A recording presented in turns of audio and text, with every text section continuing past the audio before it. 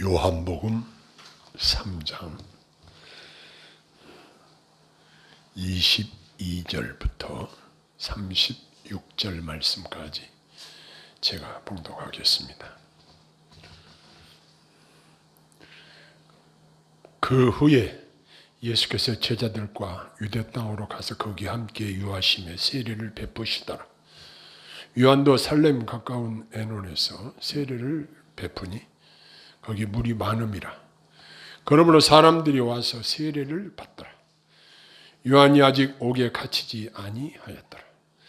이에 요한의 제자 중에서 한 유대인과 더불어 정결 예식에 대하여 변론이 되었더니 그들이 요한에게 가서 이르되 랍비여, 선생님과 함께 요단강 저편에 있던 이 곧 선생님이 증언하시던 이가 세례를 베풀매 사람이 다 그에게 가더이다. 요한이 대답하여 이르되 만일 하늘에서 주신 바 아니면 사람이 아무것도 받을 수 없느니라. 내가 말한 바 나는 그리스도가 아니요 그의 앞에 보내심을 받은 자라고 한 것을 증언한 자는 너희니라. 신부를 취하는 자는 신랑이나 서서 신랑의 음성을 듣는 친구가 크게 기뻐하노니 나는 이러한 기쁨으로 충만하였노라. 그는 흥하여야 하겠고 나는 쇠하여야 하리라 하니라. 위로부터 오시는 이는 만물 위에 계시고 땅에서 난 이는 땅에 속하여 땅에 속한 것을 말하느니라. 하늘로부터 오시는 이는 만물 위에 계시나니 그가 친히 보고 들은 것을 증언하되 그의 증언을 받는 자가 없도다. 그의 증언을 받는 자는 하나님이 참되시다는 것을 인쳤느니라. 하나님이 보내신 이는 하나님의 말씀을 하나니 이는 하나님이 성령을 한량없이 주심이니라. 아버지께서 아들을 사랑하사 만물을 다 그의 손에 주셨으니 이들을 믿는 자에게는 아들을 믿는 자에게는 영생이 있고 아들에게 순종하지 아니하는 자는 영생을 보지 못하고 도리어 하나님의 진노가 그 위에 머물러 있느니라. 아멘.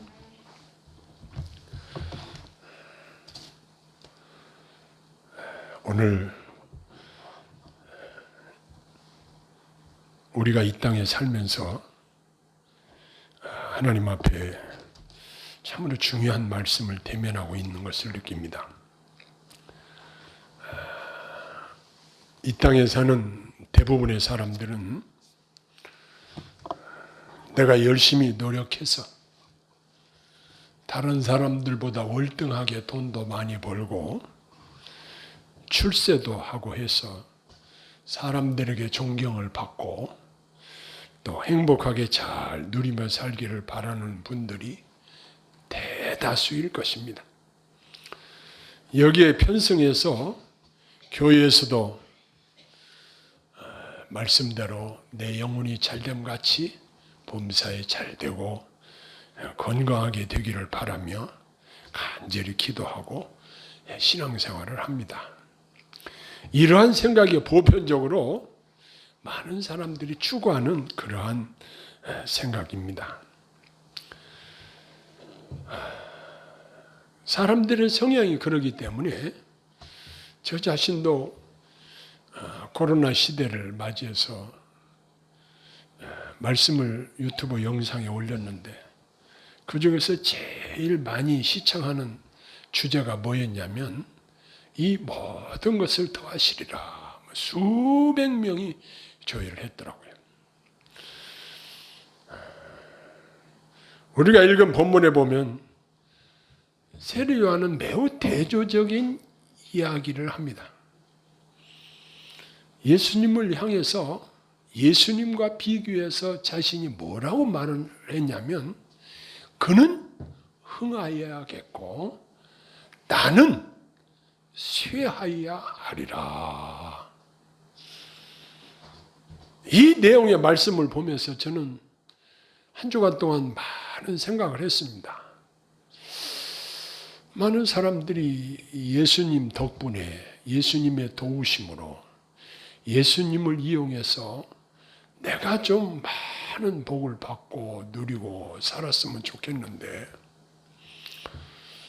아니 세례 요한은 어떤 사람이기에 어떤 정신 구조를 가지고 있기에 그는 흥하여야겠고 나는 쇠하여야 하리라. 이렇게 이야기를 하고 그런 생각을 가지고 있을까? 이 부분에 대해서도 많은 생각을 하게 되었습니다. 오늘 22절에 보면 예수님께서 제자들과 함께 유대 땅으로 가셔서 거기에 함께 유하시면서 예수님께 나오는 사람들에게 세례를 베푸셨습니다. 그 당시 제자들과 함께 하신 주님은 지금도 믿는 저와 여러분과 함께 계신다는 사실을 여기서 기억하고 넘어가야 할 것입니다.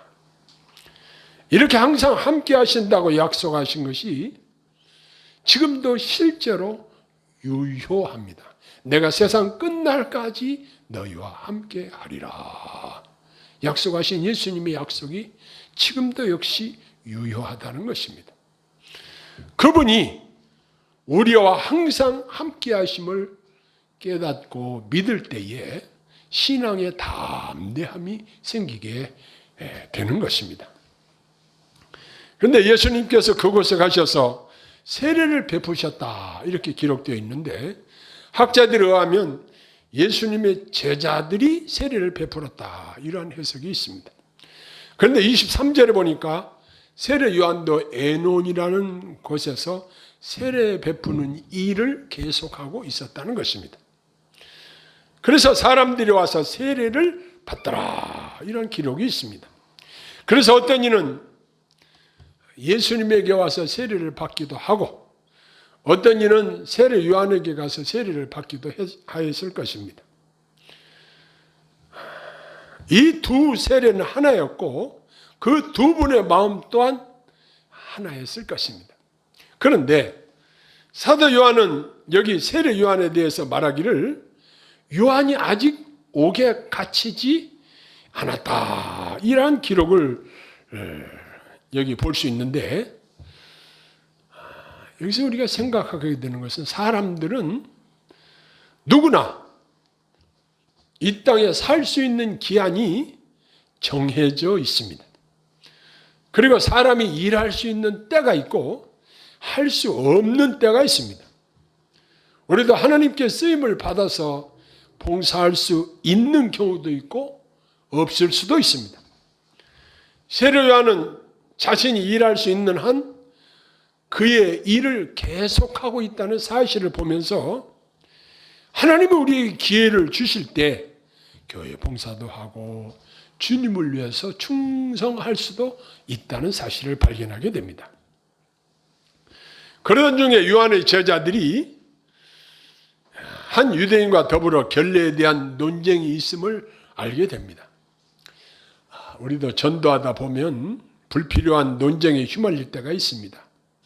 그렇다고 논쟁이 우리가 이긴다고 그 사람들이 반드시 주님 앞에 나오는 것도 아닌 것을 경험했습니다. 그런데 본문을 보니 어떤 문제가 생겼냐면 26절에 요한의 제자들이 그리스도와 그의 세례 베푸심에 대하여 자기 스승인 세례 요한에게 불평처럼 이야기를 했습니다. 그들이 세례 요한에게 말하기를 라비여 선생님과 함께 요단강 저편에 있더니 곧 선생님이 증언하시던 이가 세례를 베풀매 사람이 다 그에게 가더이다 라고 했습니다. 세례 요한의 제자들은 마치 세례 요한이 세례 베푸는 예식을 처음 제정한 요한의 발명품에 대한 특허권을 가지고 있는 것처럼 그리스도께서 세례 베푸는 것이 주제넘은 일이 아닌가? 이러한 생각을 가지고 세례 요한에게 이렇게 이야기를 합니다. 당신이 소개하신 그 사람한테 사람들이 다 가버립니다. 오늘날에도 이처럼 영광이나 존경받는 것을 자신이 독차지하려는 생각은 특별히 사역자들에게는 이런 생각을 가지고 있다면 참으로 부끄러운 일이고 이것이 교회의 하나됨을 방해할 수도 있고 하나의 해독이 될 수도 있다는 사실을 우리는 깨닫게 됩니다. 우리는 하나님께서 일꾼을 선택하시고 쓰시고 존귀하게 하시는 것은 하나님 기쁘신 뜻대로 하시도록 하나님의 손에 맡겨 드려야 할 것입니다. 세례 요한은 그의 제자들이 하는 이러한 말에 동요되지 않고 불편하게 생각하는 제자들에게 요한 자신이 먼저 밝힌 대로 자신은 예수님 앞에 보냄을 받은 자일 뿐이고 그리스도께서는 자기보다 훨씬 앞서 뛰어나신 분이고 하늘로부터 오신 분이라고 소개하고 있습니다. 그는 만일 하늘에서 주신 바 아니면 사람이 아무것도 받을 수 없다고 했습니다. 교회도 주님이 말씀하신 대로 아버지께서 이끌지 아니하시면 아무도 내게 올 수 없다고 하신 말씀을 기억합니다. 예수님은 하늘로부터 오신 분이라고 말씀하셨는데 더불어 저는 우리 교회에 오신 여러분 전부가 다 하나님께로부터 여러분들이 왔다는 사실을 저는 인정을 할 수밖에 없습니다. 왜냐하면 아버지께서 이끌지 않으면 내게 올 자가 없다 말씀하셨기 때문에 그렇습니다. 저는 여기에 오시는 성도님들 한 분 한 분들을 위해서 기도하면서 하나님 앞에 얼마나 존귀한 분들인지를 새삼 느낍니다. 왜냐? 왜 존귀하냐? 존귀하신 하나님이 우리 교회로 여러분들을 보내셨기 때문에 존귀하다는 사실을 저는 깊이 느끼고 있습니다. 하나님께로부터 보내심을 받은 자라는 사실. 성령께서는 우리를 불러주셨을 뿐만 아니라 우리 각자에게 필요한 은사들을 주셔서 교회를 봉사하도록 하셨습니다. 그런데 우리가 하나님을 향해서 왜 나에게는 귀한 은사를 주시지 않고 아무개에게만 주셨습니까? 라고 내심 불평할 때도 있습니다. 그러나 우리는 다른 지체들에게 주신 은사들을 인정하고 또 기뻐하고 서로 돕고 섬기는 자세로 교회를 봉사해야 할 것입니다. 여기서 세례 요한은 불평하는 자기 제자들을 향해서 나는 그리스도가 아니라고 얘기를 했잖냐. 나는 단지 그분 앞에 보내심을 받은 자에 불과한 거야. 이렇게 다시 한번 제자들에게, 세례 요한 자기의 제자들에게 자신의 위치와 예수님의 존귀함에 대해서 지금 밝히고 있는 것입니다. 그리고 요한 자신이 내심으로 그리스도의 흥왕에 대해서 매우 기뻐하고 있음을 이렇게 고백하고 있습니다. 이것을 신부와 신랑의 비유를 들어서 설명을 하는데 신부를 취하는 자는 신랑이라고 사람들이 다 그에게 간다는 것은 신랑의 권리라는 것입니다. 요한은 자신을 신랑의 친구로 비유하고 있습니다.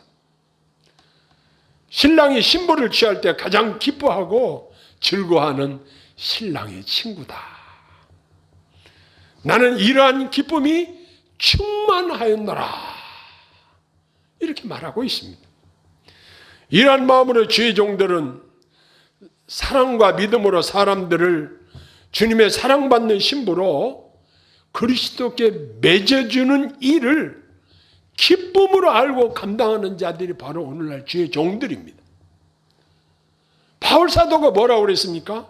성도들을 그리스도께 중매하는 자라고 그는 이야기했습니다. 분명히 그렇습니다. 우리는 그리스도의 신령한 영적 신부가 되는 자들이고, 우리 예수님은 영적 신랑이 되신다는 사실입니다.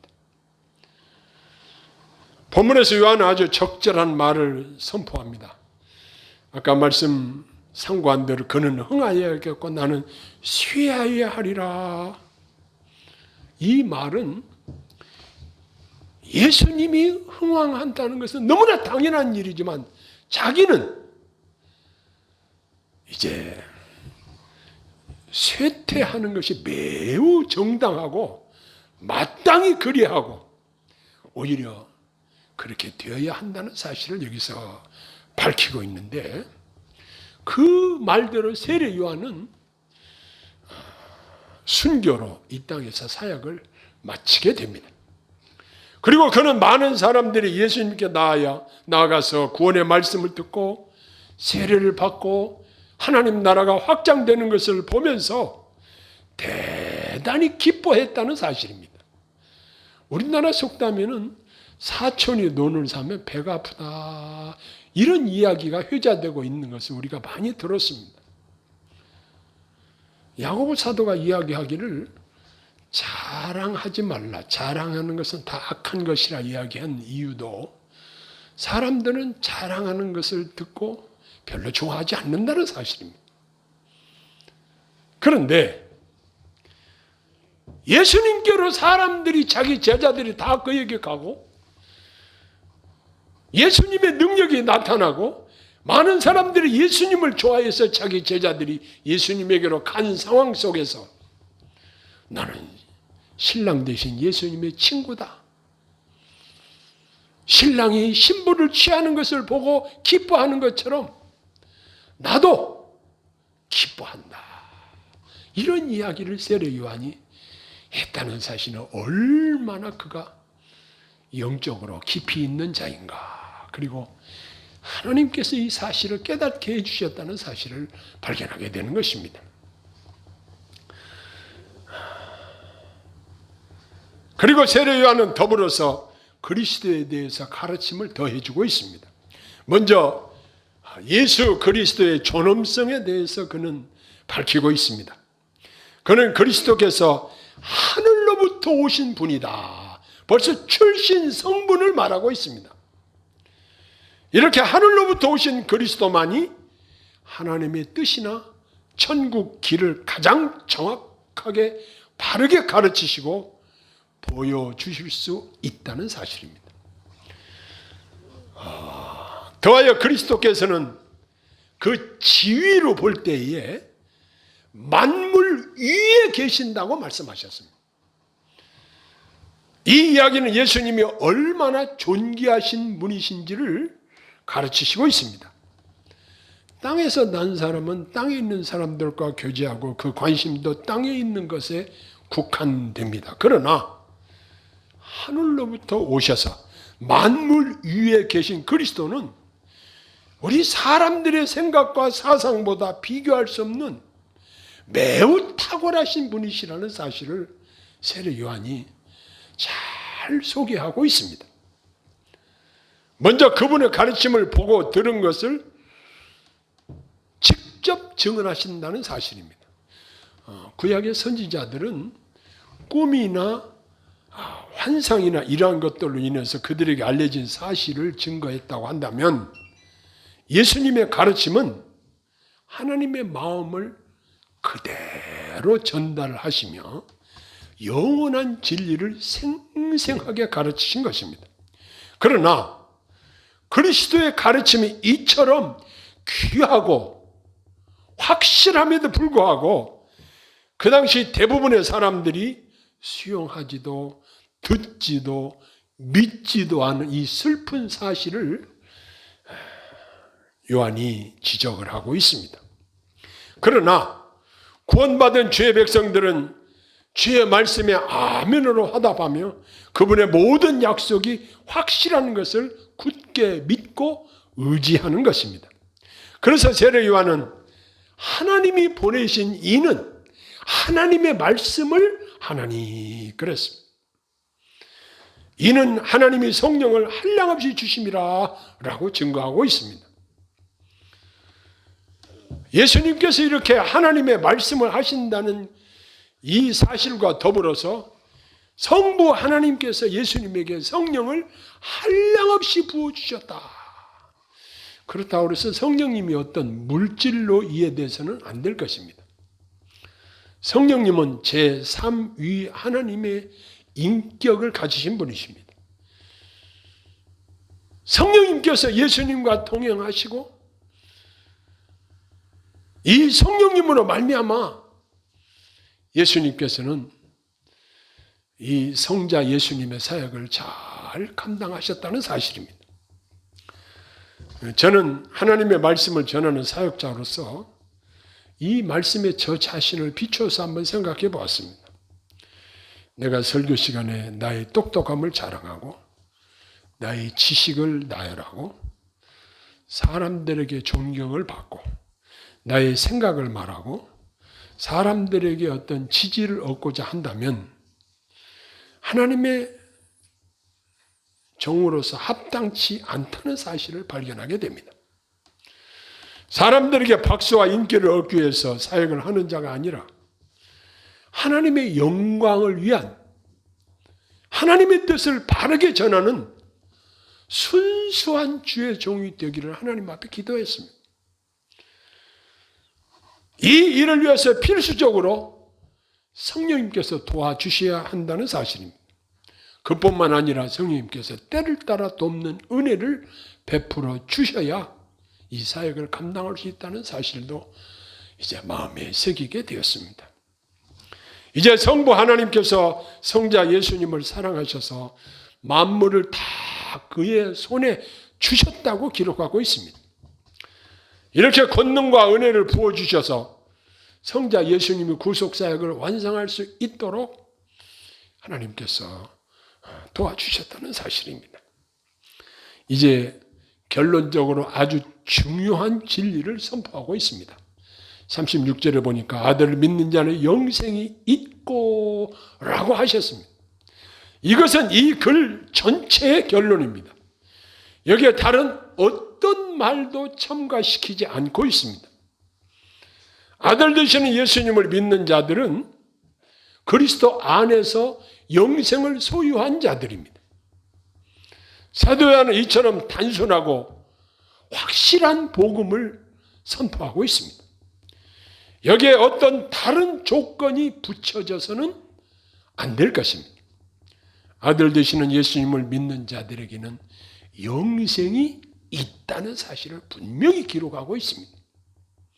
그러나 반대로 불신하는 자들에게는 결국은 파멸이요, 기록된 대로 매우 비참한 하나님의 진노가 임할 것이라는 사실을 분명하게 기록하고 있습니다. 이처럼 중요하고 영광스러운 일을, 이 복음 전하는 일을 예수님께서는 예수님의 제자들과 오늘날 우리들에게도 맡기셨습니다. 성령이 너에게 임하시면 권능을 받고 예루살렘과 온 유대와 사마리아와 땅 끝까지 이르러 내 증인이 되리라 말씀하셨습니다. 이 지상 명령을 우리에게 주셨습니다. 근데 이제 대부분 나는 말을 잘 못해요. 그래서 복음을 전할 수가 없어요.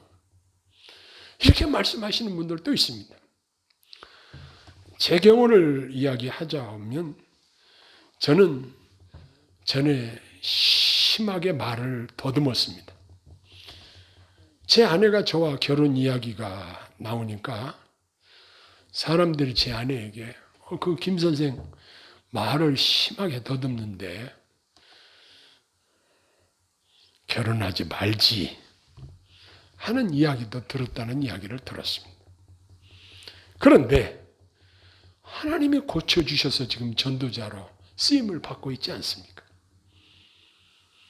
이제 우리가 예수님을 이용해서 내가 복을 받고 내가 잘 사는 것도 중요합니다. 그러나 이것보다 더 중요한 세례 요한의 이야기를 우리 마음에 새겨야 될 필요가 있습니다.